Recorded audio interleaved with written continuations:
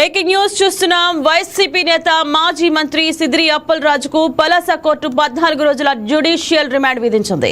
Road ప్రమాదం కేసులో తన కుమారుడిని రక్షించేందుకు ప్రయత్నించారన్న తీవ్ర ఆరోపణలపై పోలీసులు ఆయన్ను అరెస్ట్ చేసి కోర్టులో హాజరుపరచగా న్యాయస్థానం ఈ మేరకు ఆదేశాలు జారీ చేసింది.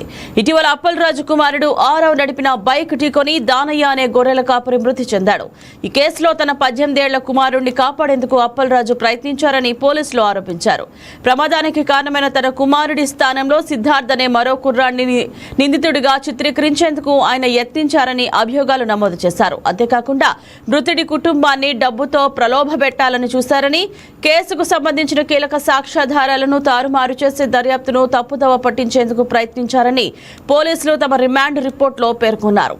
వాదనల తర్వాత అప్పలరాజుకు రిమాండ్ విధిస్తూ న్యాయమూర్తి ఆదేశాలు ఇచ్చారు. దీంతో మాజీ మంత్రిని బందోబస్తు మధ్య శ్రీకాకుళం జిల్లా జైలుకు తరలించారు. ఇదే కేసులో అరెస్టైన అప్పలరాజు కుమారుడు ఆరవ్ వర్మ సైతం ప్రస్తుతం శ్రీకాకుళం జిల్లా జైల్లోనే ఉన్నారు. ఇక ఈ కేసులో ముందస్తు బెయిల్ కోరుతూ అప్పలరాజు దాఖలు చేసిన పిటిషన్ను సోంపేట కోర్టు కొట్టేసింది. మరోపక్క ఈ కేసులో ఆరవ్ వర్మ, రెండో నిందితుడు సిద్ధార్థుల బెయిల్ పిటిషన్లు శ్రీకాకుళం జిల్లా సోంపేట కోర్టులో మళ్లీ దాఖలు చేశారు. గతంలో వేసిన బెయిల్ పిటిషన్ను కోర్టు కొట్టివేయడంతో మళ్లీ బెయిల్ కోసం పిటిషన్ వేశారు. సోమవారం వాదనలు జరిగే అవకాశం ఉందని తెలుస్తోంది. దీనిపై మరింత సమాచారాన్ని మా శ్రీకాకుళం ప్రతినిధి నరసింహ ఫోన్ ద్వారా అందిస్తారు.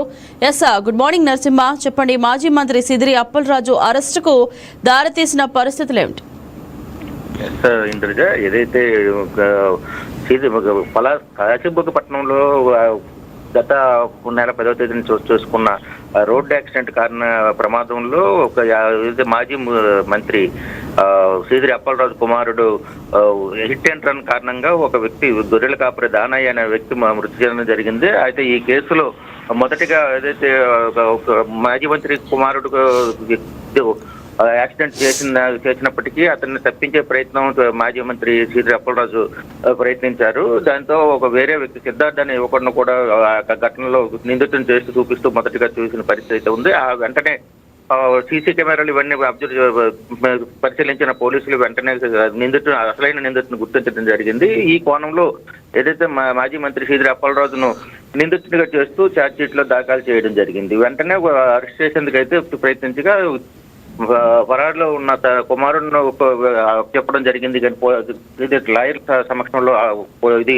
సిద్ధార్థ ఆరవ్ను అప్పచెప్పడం జరిగింది. కానీ అతను అందుబాటులో లేకపోవడంతో అరెస్ట్ చేయలేదు. తాజాగా ఏదైతే మాజీ మంత్రి సిద్రి అప్పలరాజు అయితే వారి ఇంటి వద్ద ఉండటంతో పోలీసులు అరెస్ట్ చేసేందుకు రంగం సిద్ధం చేసుకుని అరెస్ట్ చేసి ఆదివారం రాత్రి అరెస్ట్ చేసి